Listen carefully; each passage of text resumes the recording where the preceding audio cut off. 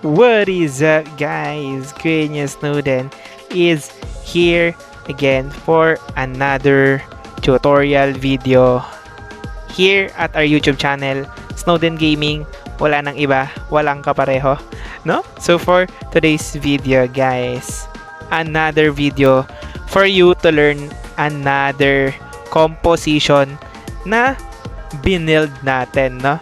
So I've been trying this lineup for quite some time and I hope na mag-work itong lineup sa inyo, no? So disclaimer lang, guys, no? Yung mga ginagawa nating lineups is my own opinion lang, no? So hindi ko sinasabi na ito na yung the best lineup, pero you can try it, no?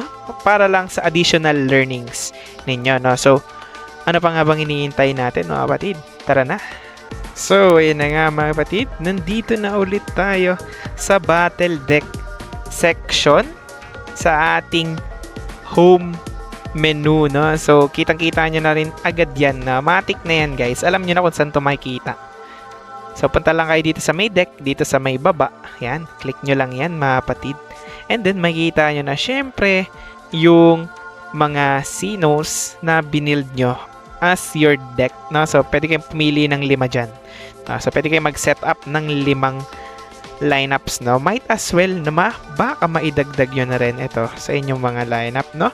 So with this lineup, no? So ito ay burst lineup, guys, no? Bakit ko siya natawag na burst lineup? Dahil we have Kuya mong Grappler and Kuya mo Samurai and a bit of damage burst coming from Breaker, no? So meron na rin tayong additional summoning killer dahil kay Kuya mo Breaker, and also may additional damage din tayo na makuha sa kanya, no? So simulan na natin sa unang-unang sino natin, which is si Kuya mong Samurai, no? So makikita nyo dito si Cruciform, no? Unang-una yan, no? So nakalagay dito, attacks a single enemy, all adjacent square above, below, right, and left, no? So maganda tong Cruciform, lalo na kung sa gitna niya maititira. Sa gitna niya maititira dahil matatamaan yung pa-cross talaga, no? So magdi-deal tayo ng 131 damage. If the target is Breaker, the attack will be critical.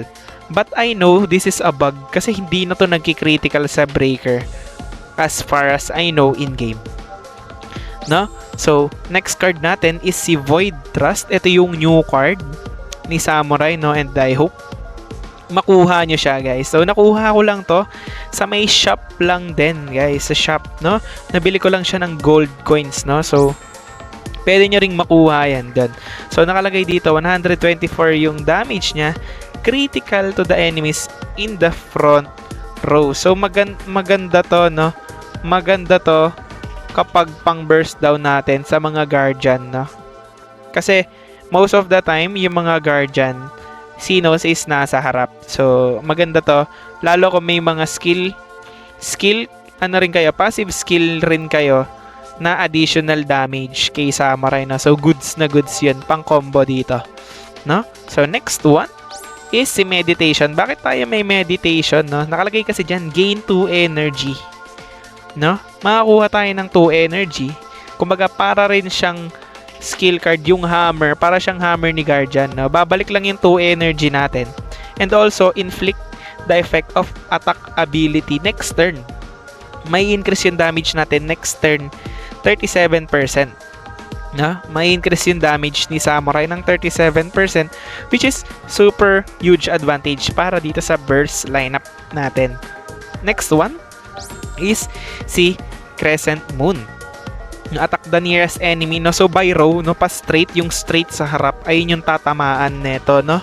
Yung straight sa harap. So maganda to minsan sa mga kalaban natin na may mga summon, kasi minsan pinapantay nila yon pang block ng mga Sino. So matatamaan yung isang straight line, no? Yung row, no? Yung pa row, no? So next one natin is si Kuya mong Breaker, no? So ito may a little bit touch of anti-summoning siya, pero meron din tayong additional damage kasi na makukuha dito. No? So nakalagay kasi dito kay Warcry, inflict all allies the effect of increasing 22% damage for 2 turns. 2 turns yun guys.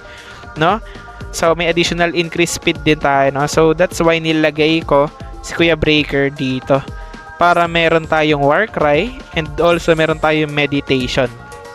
No, so pag napagsabay mo yan and then nag-burst ka kay Samurai, ay talaga naman napakasakit talaga ng damage mo. No? So next one, si Crush Rain, pangtanggal lang yan ng mga summoning technique.